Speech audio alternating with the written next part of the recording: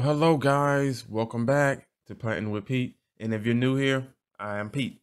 Now, on today's video, you guys, what I have for you, we are going to go over how I actually care for my Philodendron Melanochrysum. Now, I got my Melanochrysum almost a year ago. It was a semi-rooted cutting, so it had a nice area root on it and a couple of small, maybe centimeter water roots, or yeah, let's just say water roots on them. And I grew her out, perfect specimen. um just a wonderful plant, you guys. But anyway, you guys, what I'm going to do, I'm going to insert a video on to actually this one, so I can show you guys exactly what I'm talking about. All right, guys, this is exactly what I did. I just added another pole to this Melanochrysum here, and she goes all the way up. So that's about maybe 4.5, 5 foot tall, maybe 4.5, not 5, maybe 4 foot, and it's sitting right next to my markings that I did on her when I extended that. I don't have one here, but I extended the actual wood on that she's crawling up, that she's actually growing up, and she's very tall at this point, and I didn't want to go through all that extra stuff of getting her out. But anyway, you guys, yeah, it should be out by now. Go over and check that out. But yeah, you guys, now this plant here, she is growing, of course. Right now, she is growing and living her best life. Now, as you can see from this the actual video, I am growing her in sphagnum moss. Again, that is what I usually grow. Again, 98 like 0.9% of my plants are grown in sphagnum moss, usually just because of watering. It's kind of iffy trying to what is it? Especially like during summertime, it's kind of iffy trying to figure out when it's going to rain. Weatherman says it's going to rain, it's going to snow, but there's a tornado and an earthquake. So I don't know. And it's kind of hard sometimes to kind of react, like let me water it because it's 300 degrees outside and 5 minutes later it's raining. Yeah, so then now I just soak my plant and yeah. So yeah, my growing medium is sphagnum, and I do love sphagnum, and not plan on switching that out no time soon. Um, Again, I have her growing up my slacks of wood. Now, as you can see from some of the leaf damage, you guys, that is definitely all was my fault. During her younger days, I did catch a case of, could have been thrip, yeah, a case of thrip. This was before I started to increase the humidity, which now I can tell you guys I haven't seen I haven't, knocking on wood, I have yet to see any bugs, because my humidity is like 3,000% in my tent. I don't want anything in there that can wipe. Literally, I'm not even gonna quote that, because literally it can happen to wipe anything out. And when I say wipe it out, we already know that bugs can do damage to your plants, and your plant sometimes natural response is to drop the leaf, to preserve the plant. Let's get rid of this leaf, or let's get rid of this stem, or let's get rid of this branch, or this whole part of the plant. Let's just get rid of it and focus on this. And I definitely don't want that, especially in there with the rare, uncommon stuff. Just, yeah, that'll just, yeah. But yeah, I caught a case of thrip, you guys, and it had transferred over to my Melanochrysum, and it was just, and I think you guys may have seen that Melanochrysum. The leaf is still on there. You can see the little squiggles that they made, but I went ballistic, and of course I use my Pure Castile soap. You guys go check it out. This stuff works on everything. I just dilute it. It's very, very strong, very strong. but I dilute it, and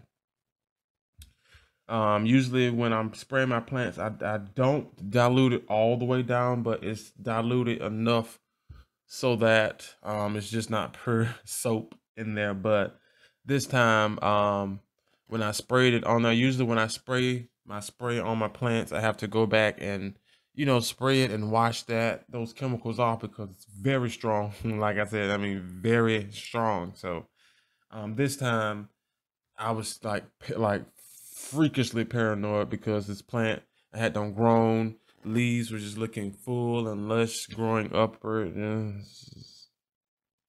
I sprayed it and I forgot. What the? What is the old commercial? Set it and forget it. Yeah, oh man, I can laugh now because she's growing and she's just healthy and just pushing out. But yeah, I forgot to actually spray her back down and rinse it off. By the time I realized it was like 4 hours later, I seen a yellow spot and I was like, and I could not believe what I had did. And time went on, and you guys, I lost, I think maybe two or three leaves, in that gap that you're probably going to see or that you're seeing now. And I just knew it. The leaves started to turn yellow and then crisp off and it just fell off. Boom. And then we had that storm that came through, winter storm, that came through, and they didn't like that as much either. Even with my grow lights, they did not like that as much either. So boom, that leaf fell off. And then surprisingly, the two bottom leaves, they're still holding on for dear life. I had to cut one because it had some kind of fungal.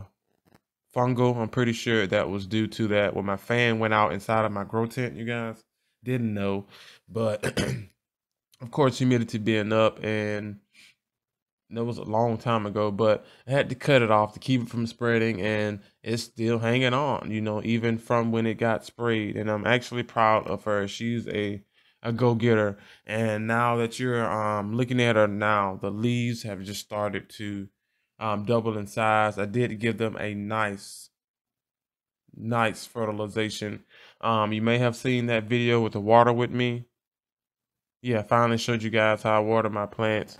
That are growing in spag. So after that, the next leaf, well, the leaf before that, well, yeah, let's just say after that water, the leaves started to double and triple in size. So now I do know that I can up the dosage of my fertilizer without definitely burning them out. And then I have to start over kind of sort of how I did my Philodendron substratum. You guys may have seen that video already. I'm not sure.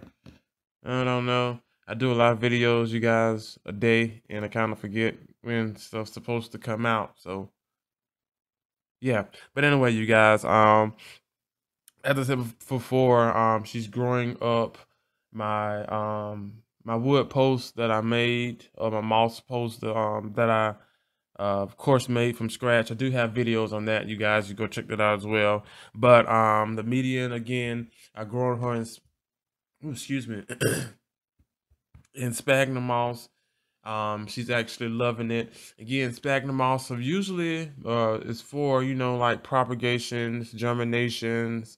Also definitely can be used as a growing medium, but these are I use it because these plants actually love air. They love airy, flowy, moist, warm conditions. They're growing where they're from, it's usually like a whole bunch of air, whole bunch of wind, whole bunch of fertilizer. There's a lot going on, whole bunch of sunlight. So yeah, so again, sphagnum with me works wonders because you really can't overwater spag unless it's sitting down and something to catch the water. But for the most part, you guys, taking care of a melanochrysum for me is actually easy. Now, again, when you're using spag or even growing plants that need the humidity to grow, that I would recommend you getting a grow tent or some kind of grow space that allows you to increase the humidity when it's needed. Like here, I can actually definitely I can technically take her out of the grow tent and allow her to grow outside, or even in the house area anywhere. But for one, I won't do it. Um, I'm in Georgia. We have insects out the wazoo. Okay, just I can put her outside and come back out later, and there's all kinds of aphids and thrips and monkey berries and elephant ears and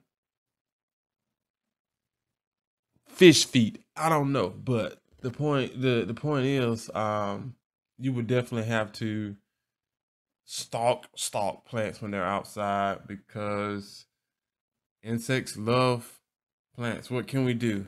So especially caterpillars. I don't even want to talk about caterpillars, but yeah, and that would upset me if I come outside and the caterpillar is just with like a whole Christmas dinner on my Melanochrysum. Oh my, yeah. But for the most part, they are very easy to take care of. Again, if you have the conditions outside, um, and you know that you can trust your area, then I would definitely do it just to give your plant the extra boost when it comes to getting a lot mature, a lot more sunlight, and just growing at a more stable rate. You definitely can't beat Mother Nature. Now, for the most part, she will spend a very long time in that grow tent, unless, nope, she will stay in the grow tent that way. No problems really can occur unless it's technically my fault, and that's usually would be anything from like too much or not enough water, over under fertilizing, something like that, or even just an insect infestation that I just would say I don't care about, which you won't hear me say that, even though you just heard me say it, but I'm referencing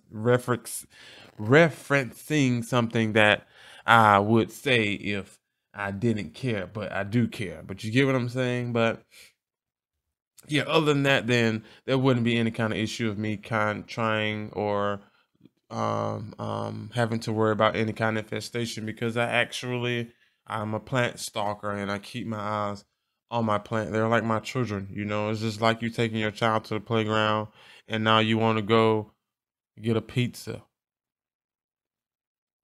Okay. Mm. But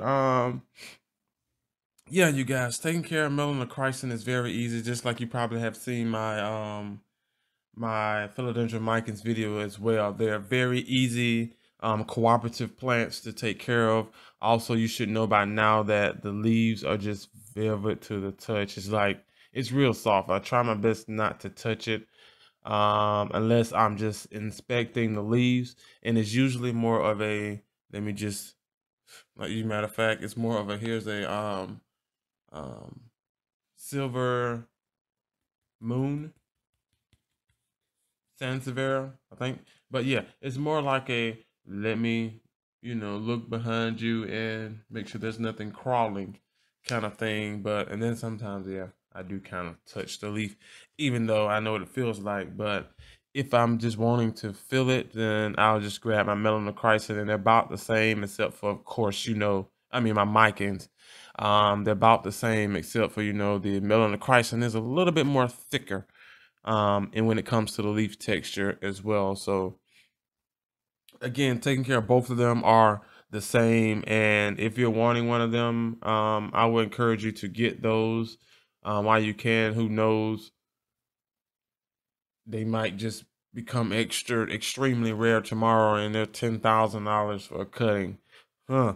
But the prices now I do know are going down. You can get a cutting for a good $40, maybe with free shipping or wherever you get it from. Even you can get a full plant for a decent price as well, maybe $80, $60. Again, depending on the seller and where it's coming from, if you're including shipping overnight or whatever the case may be, you guys. But again, for the most part, like I said, this plant is just perfect. I do watering, as you can see, probably from that video that you just seen. Now, that is also kind of hard to do because, you know, most plants need different waterings at different time. Doesn't matter if you water them all at the same time, you guys. One of them might just need a lot more water than the other.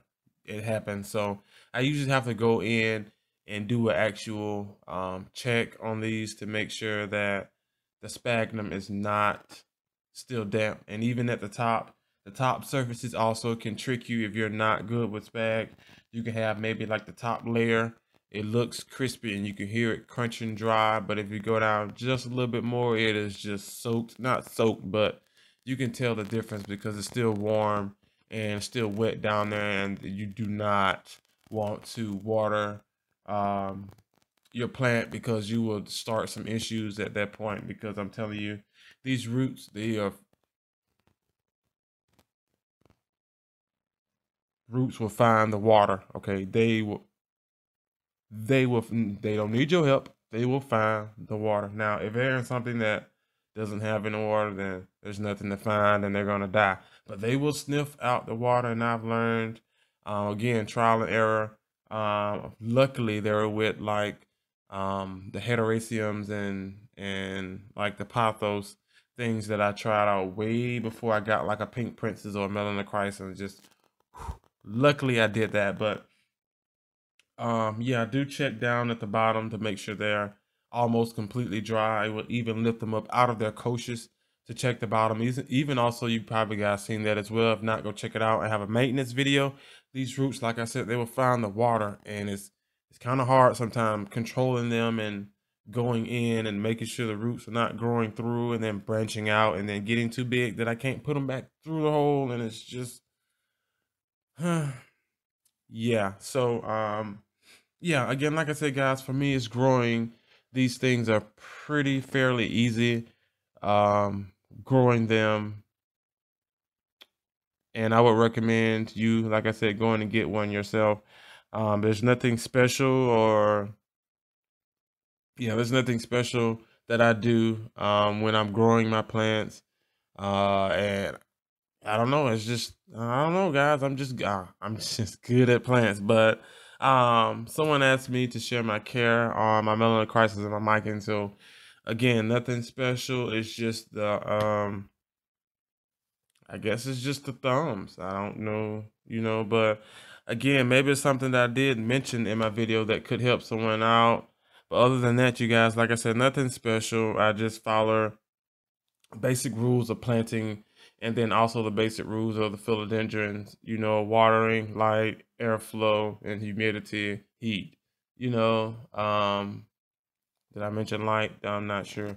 But yeah, just following those steps and then getting down pack what's good for you, and then also what your plant responds to positively and then also negatively, so you'll know exactly what not to do anymore. But yeah, guys, that is it for today's video. Please do me a favor, hit that like button, also comment down below, let me know how you're growing your melanochrysums. Let me know if um you're probably still looking for one of these. Let me know if you have any issues with your melanochrysum. Maybe there's something I need to look out for other than actual insects. Like I said, for the most part, and as you can see, she's doing healthy.